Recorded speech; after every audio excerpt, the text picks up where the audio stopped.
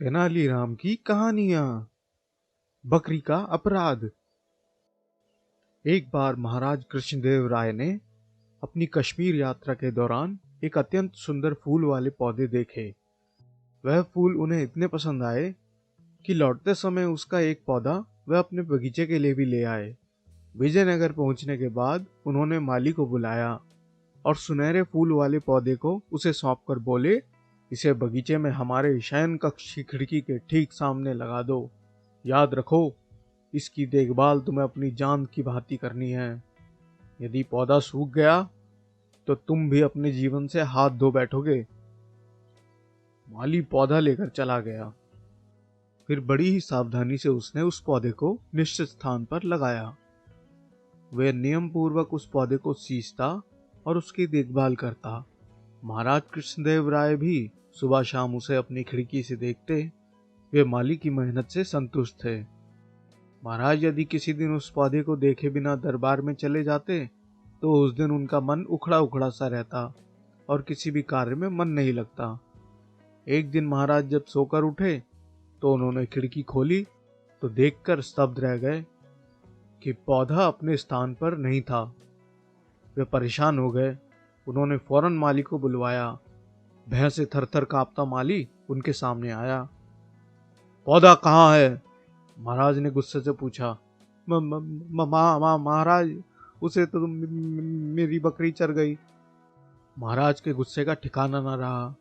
उन्होंने आवेश में आकर माली को प्राण दंड दे दिया। सैनिकों ने माली को तुरंत बंदी बना लिया और उसे लेकर कारागार की ओर चल दिए। दिन चढ़ते ही यह खबर पूरे राज्य में फैल गई। माली की पत्नी ने जब ये सुना कि उसके पति को प्राणदंड मिला है तो वह रोते रोते दरबार में आई। किंतु महाराज का गुस्सा उस समय भी कम नहीं हुआ था। उन्होंने उसकी फरियाद सुनने से इनकार कर दिया। अब वह अबला क्या करे? किसी ने उसे तेनालीराम से मिलने की सलाह दी। माली की पत्नी रोती कलपती तेनालीराम के घर पहुंची। वहां उसने सारी बात बताकर अपने पति के प्राणों की भीख मांगी। तेनालीराम ने उसे सांत्वना दी और समझा बुझाकर घर भेज दिया। अगले दिन सुबह सुबह राज्य में एक और हंगामा हुआ। माली की पत्नी बकरी को मजबूत रस्सी से बांधे नगर की हर चौराहे में जाती और खूंटा गाड़कर उसे बांधती, फिर हाथ में डंडा लेकर निर्दयता से उसकी पिटाई करती। विजयनगर में पशुओं के प्रति निर्दयी व्यवहार का प्रतिबंध था। लोग मालिन को समझाते कि वह ऐसा ना करे, मगर वह किसी की बात न सुनती। बकरी पिट पिट कर अधमरी हो गई। कुछ लोगों ने इसकी सूचना नगर कोतवाल को दी। कोतवाल सिपाही के साथ आया और बकरी सहित मालिन को पकड़कर ले गया। कोतवाल जानता था कि यह मसला माली के मृत्युदंड से जुड़ा है, अतः उसने मामले को राजदरबार में पेश करना ही उचित समझा। महाराज ने मालिन से पूछा, तुमने इस बेजुबान को इतनी बेरहमी से क्यों पीटा? अन्नदाता, जिस बकरी के कारण मैं विधवा होने वाली हूँ, मेरे बच्चे अनाथ होने वाले हैं।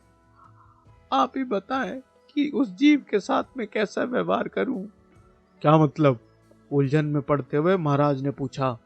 इस निरीह पशु के कारण तुम विधवा और तुम्हारे बच्चे अनाथ कैसे हो रहे हैं?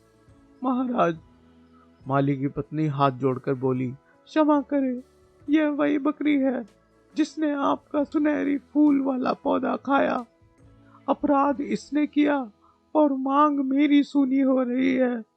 आप जैसे न्यायशील राजा के राज्य में कोई इतना भयंकर अपराध करके भी सजा से बचा रहे, क्या यह उचित है?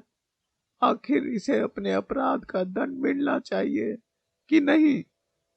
ओह ओह, महाराज उसकी बात सुनकर सब कुछ समझ गए, मगर इस मामूली औरत को इतनी बड़ी सूझबूझ यकीन नहीं हो रहा था। वह इसके पीछे किसका दिमाग है यह जानना चाहते थे।